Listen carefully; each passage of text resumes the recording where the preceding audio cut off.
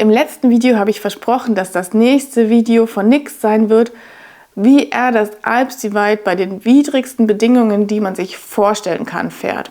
Gut 1000 Kilometer mit 35.000 Höhenmetern oder sowas in der Art war das. Er hat es leider nicht geschafft, das fertigzustellen, also müsst ihr euch noch ein bisschen gedulden und ich auch. Jetzt gibt es dieses Video. Bevor es losging mit unserer Tour, haben wir die wichtigsten Dinge eingepackt. Ein Schlauch, Tubeless Repair Kit, Multitool und eine Pumpe. Die Pumpe haben wir von Cycplus zur Verfügung gestellt bekommen, um sie mal auszuprobieren. Bisher funktioniert sie gut, der Reifen ist schnell wieder aufgepumpt, aber Spoiler, auf dieser Tour brauchten wir sie überhaupt gar nicht.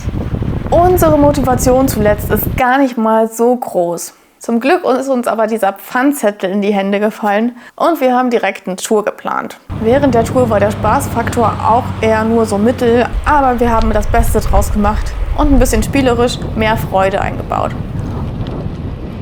Und auch mein Garmin hat zu unserer Belustigung beigetragen, denn er hat eine Gefahrenmeldung angezeigt, Tier in der Nähe. Und tatsächlich, da war eine kleine Katze am Straßenrand.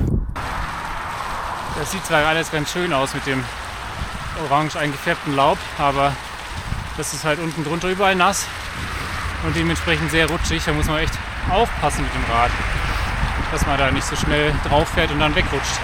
Dafür mussten wir auf dieser gesperrten Straße gar nicht aufpassen.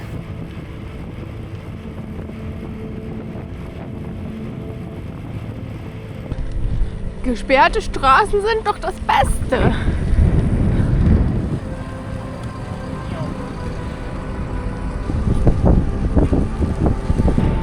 Wie krass ist bitte dieser Garten dekoriert. Hier steigt wohl eine Halloween-Party. Aber nicht für uns geht's weiter. Auf dem Rad gibt's erstmal einen kleinen Snack. Naja, jedenfalls wenn ich die Verpackung aufbekomme. Mit dem Rad geht's immer, meistens weiter. Außer man filmt gerade und kann nicht die Kante hoch.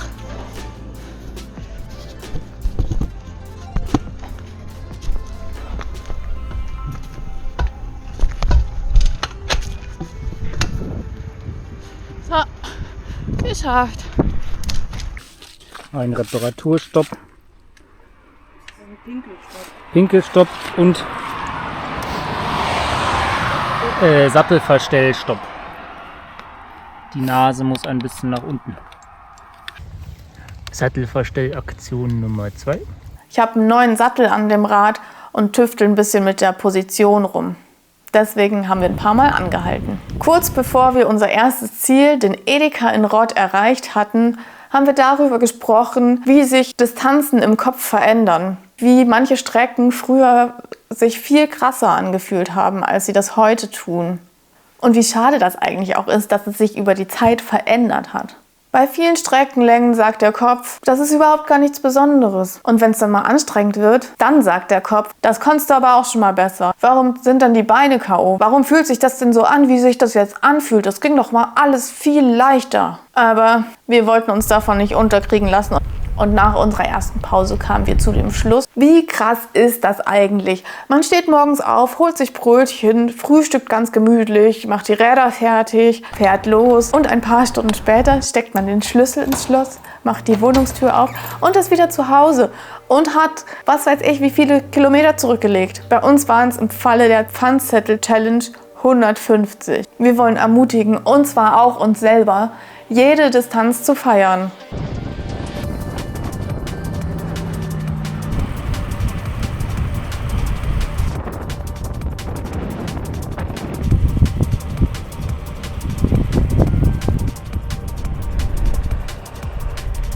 Der Leergutautomat wartet schon sehnsüchtig auf den Pfandbon.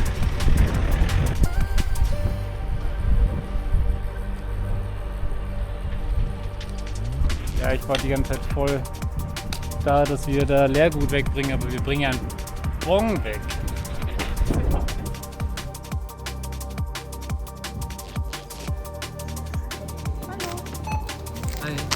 Und dann war unsere Pfandzettel-Challenge erledigt. Wir haben noch schnell richtig leckere Zimtschnecken gegessen und eine weiße Breze. Die hat uns angesprochen, weil sie anders war. Dann ging es weiter. So, der Pfandbon ist jetzt also Geschichte. Den haben wir weggeschafft und haben uns noch 2 Zimtschnecken und eine Brezen geholt. Und jetzt rollen wir weiter ins Café. Ungefähr 20 Kilometer. Da habe ich wohl den Faden verloren. Wahrscheinlich, weil es so schön war. Es kam also doch noch Genuss in diese Tour rein, wo wir auf den ersten 70 Kilometern noch eher das Gefühl hatten, einfach nur Kilometer abzuspulen. Jetzt sind es noch ungefähr 20 Kilometer zu dem Café, wo wir Pause machen wollen. Und hier ist es gerade richtig schön. Alles bunt. Nur fragen wir uns, wie kalt können eigentlich 13 Grad sein? Da ist der See, der Ammersee. Da wollten wir nämlich ein neues Café besuchen, die Kehre 23, und uns dort mit Sandra von Brock treffen. Angekommen.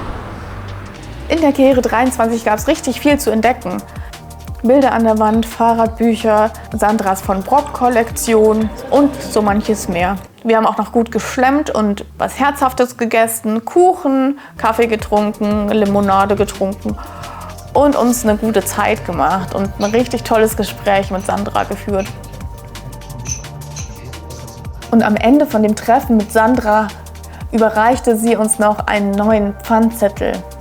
Und dann war sie geboren, die Pfandzettel-Challenge. Wir wollen nämlich nicht nur selbst Pfandzettel zurückbringen, sondern auch ermutigen, dass ihr Freundinnen, Freunden, Bekannten, Verwandten Zettel schickt oder Zettel bekommt und so Neues entdeckt oder Leute besucht, die ihr vielleicht schon lange nicht gesehen habt. Wie wäre es mal, in eine Richtung zu fahren, wo ihr sonst nicht unterwegs seid, da einen Pfandzettel zu holen und den einer anderen Person zu überreichen, damit sie auch mal dort lang fährt. Oder ihr schickt von euch zu Hause einen Pfandzettel an eine Person, die euch wichtig ist und die ihr schon viel zu lange nicht gesehen habt. Vielleicht klappt es ja, dass ihr euch besuchen kommt. Für uns ist die Pfandzettel-Challenge auf jeden Fall eine große Portion Motivation. Und wann wir den zweiten Zettel abgeben, das wissen wir noch nicht. Die Route nach Landsberg am Lech steht aber schon. Und es steht auch fest, dass wir uns wieder mit Sandra treffen werden. Wenn ihr eure Pfandzettel-Challenge gemacht habt, würden wir uns riesig freuen, wenn ihr uns, also We Are Cyclists, auf Instagram verlinkt und auch in eurer Komoot-Tour. Das soll motivieren und auch gleichzeitig zeigen, dass man vielleicht nicht alles ganz so ernst nehmen muss. Also jetzt auf zum nächsten Supermarkt, Pfandzettel holen, weitergeben und Radfahren. Viel Spaß! Kannst du mir mal Katjas geben? Ja.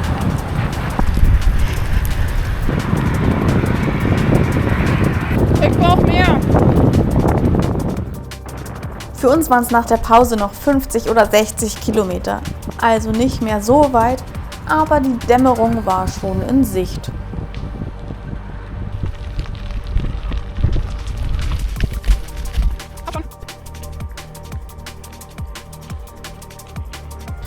So langsam wird es ganz schön dunkel, 17:40 Uhr. Zum Glück haben wir Licht dabei, aber das sollte man zu der Jahreszeit sowieso immer dran haben. Nein, ein Tor. Ja, wir dürfen die Wildschweine nicht füttern und die Wege nicht verlassen. Und das Tor soll geschlossen sein. Ja, wir fahren vorsichtig, vielleicht nicht ballern. Gibt ja genug Leute, die schon mit Wildschweinen Unfälle hatten. Das schaltet jetzt nicht mehr leichter aus irgendeinem Grund. Nein, Nick ist nicht mit einem Wildschwein zusammengestoßen, aber die Schaltung hat irgendwie laut geknallt und dann ging nichts mehr. Wir konnten nicht feststellen, woran es lag, und ein bisschen später hat auch alles wieder funktioniert. Sehr merkwürdig.